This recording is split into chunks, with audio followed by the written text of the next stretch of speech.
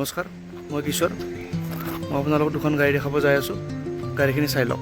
এখন চাওক, এইখন আপোনাৰ আছে বলেৰ' পিক আপ। এইখন 4x4 হয়।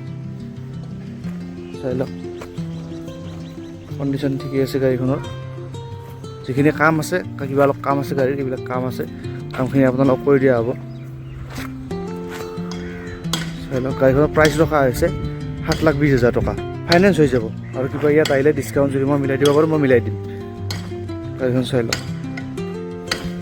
তাৰপিছত এই এখন আছে আপোনাৰ 610। সেইখন অতি 3200 কেপাচিটি। এইখন 21ৰ মডেল। এইখন আছিল 23ৰ গাড়ী। এইখন 23ৰ গাড়ী। এইখন 21ৰ হয়। হাছৰত গাড়ী বডি চাওক, গাড়ী ধুনীয়া হৈ আছে। চাই লওক, মই আপোনালোক পিছফালে দেখাই আছোঁ।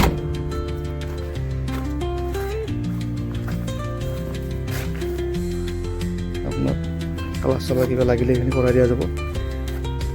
চাই লওক, বাকী ইঞ্জিন কণ্ডিশ্যন অ'কে আছে। গুৱাহাটী ৰেজিষ্ট্ৰেশ্যন। চাই লওক, এইখনৰ প্ৰাইচ ৰখা হৈছে আপোনাৰ 7.5 লাখ টকা। ইয়াত আহিলে কিবা এটা ডিছকাউণ্ট মিলাই দিয়া যাব, ৰিফাইনেন্স হৈ যাব। স্ক্ৰীনত মোৰ নাম্বাৰটো দি দিম, আপোনালোকে কণ্টেক্ট কৰিব পাৰে। কিবা লাগিলে সুধিব, ৰিফাইনেন্স দুয়োটা হৈ যাব। থেংক ইউ, ধন্যবাদ।